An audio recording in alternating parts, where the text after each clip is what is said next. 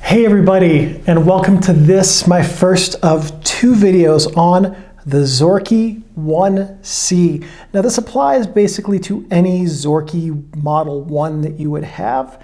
The differences between them are not so huge that if you have a 1A or a 1D, that you won't be able to figure out how to use your camera from this video.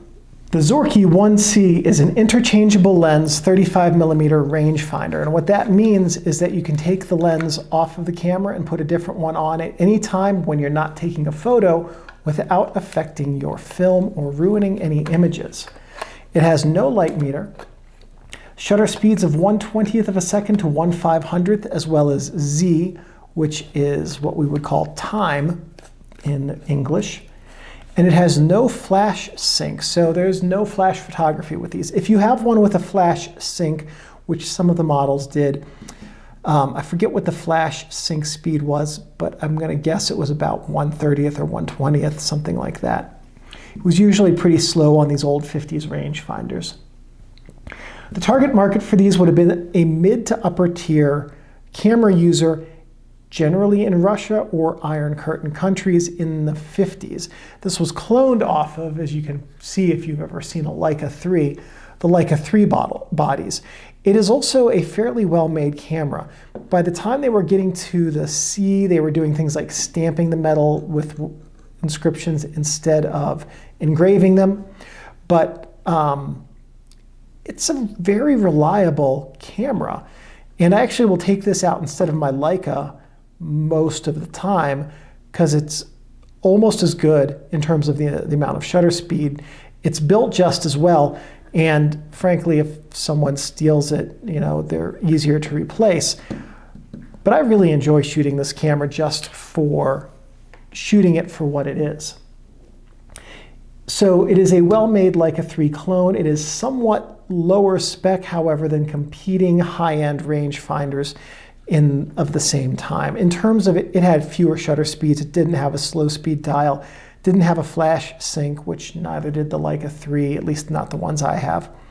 So at any rate, other rangefinders that did not have interchangeable lenses had some of those additional features. It was made by KMZ. I'm gonna apologize to all of my Ukrainian subscribers right now for what I'm about to do to the name of this company. Krasnogorsky Zavod is what KMZ stands for, or stood for. Maybe, I think they're still around. I think they are. It was made in Krasnogorsk, Russia.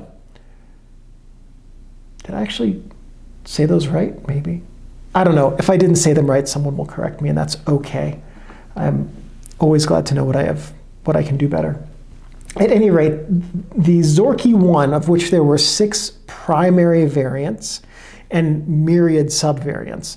The Zorki 1 of all 6 kinds were made from 1949 to 1956. I couldn't find accurate years for when each of the different variants were made. This was preceded by the Zorki 1B. It was concurrent, insofar as I can tell, with nothing else, maybe a Kiev camera, one of the 6x6s, but I don't know enough about those to know when they were being made. And it was followed by the Zorki 1D. So now, if you have your Zorki 1 of any kind, we're going to go over the features, and we're going to start on the top so you can see what everything is. Some of them have strap lugs, which this doesn't have. So some of the ones that have features that this doesn't have, we're not going to be able to cover those, obviously. We're going to start over here with the film rewind knob. And when you're done with your film, you just pull this up and rewind it. Zorki, KMZ's logo, accessory cold shoe where you could put like a flash or a light meter or something like that. Index, shutter speed dial. So the index tells you what your selected shutter speed is. This is a soft release button, soft release deal, and does not need to be in there for this video. This is your shutter button right here. Film rewind button here. There we go. So right now the film can be rewound.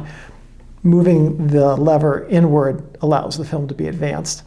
Film advanced knob, film frame counter, which I'll show you in video 2 how to reset, and film frame count index.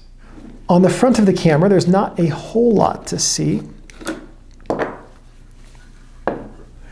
We have the lens mount here, viewfinder window, rangefinder windows. And then inside of the lens mount, we have this little arm here, which is the coupling for the lens that allows it to focus the rangefinder. On the back of the camera, not a whole lot to see here either. We have the viewfinder window, the rangefinder window, and the serial number. And if you're curious about which variant of Zorki you have, there's a link in the description that will tell you how to identify it based on how it's built. On the bottom, we have the film unlock dial and the tripod socket right here. So lock, unlock, remove. Inside of the camera, we have the film cassette chamber where you'll put the fresh cassette. We have the film take-up spool, which I'll show you how to use in video 2 to load film. And then we have some mechanical bits right here. So some notes on the Zorki 1. There are a lot of variants of the Zorki 1 lineup. So the link to SovietCams.com and the video description provides identification information for all of them. This specific model is the 1C PM1095, and we know that based on where the serial number is located and a couple of other things about how this was built. So if you were interested in what is a relatively inexpensive camera collection quest to get cameras that are generally very reliable and look nice, empirically, I really like the way that these look. These generally hold up even without great care from their previous owners, by the way. It would be a fun and good challenge to collect every variant of the Zorki Model 1, because some of them are quite rare. This, I think, is the single most common version of them, but some of them were made only for special guests and only come up for auction or to be found in stores very rarely. The Zorki 1, as a designation, if we look on here, it doesn't say Zorki 1 at all, it's not a designation by KMZ, and the Zorki 1 definition doesn't officially exist. This camera was replaced, the 1B was replaced by the 1C and so forth, and the 1C by the 1D, but the whole Zorki 1 lineup was replaced by the Zorki 2. So previous to the 2, it was just the Zorki. The 1 was added in relatively recent history to identify early models by KMZ. KMZ simply called it the Zorki. Zorki as a word translates into sharp-sighted in English.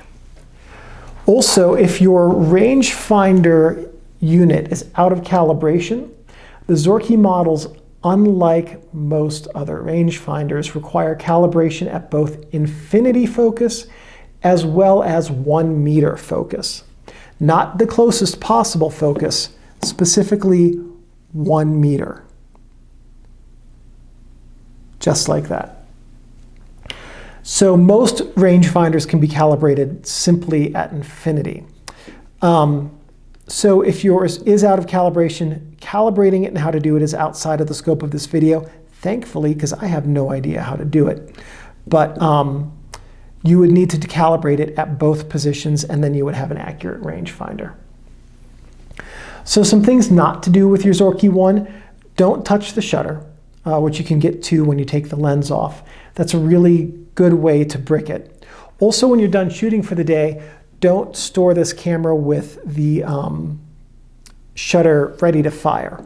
So after you're done shooting, if you're still at a partial roll, what you want to do is trip the shutter and let it rest like that. And it's easier to waste a frame of film than it is to have this repaired if the springs lose their timing accuracy or snap from fatigue.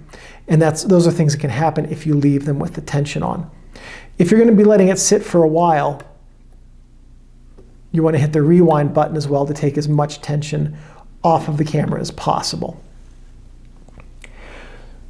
Don't leave your camera or lenses in your car because the heat can damage the internal mechanisms, and the cold can as well, and it can cause lubricating oils to get thin and get to places they shouldn't be, or thick and get really gummy, and then both of those can screw up your camera's timing.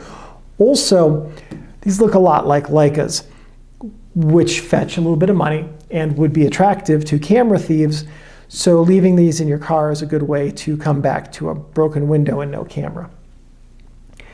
Also, don't store your camera gear in a plastic bag or box unless you have a rechargeable desiccant pack in with it, because water can permeate the plastic and it can affect the quality of your lenses if fungus grows on it, as well as this one has an embossed covering, but some of the ones that have vulcanite or leather coverings could get mildewy.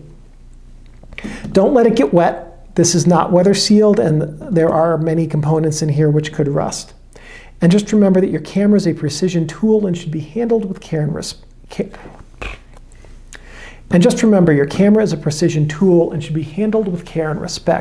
And as long as you take care of your Zorki 1, your Zorki 1 is going to take care of you. Thank you for watching this video. Please give me a thumbs up. That lets me know that I'm on the right track producing content which is useful and helpful to you. If you have any questions or comments, please leave those in the comments section below.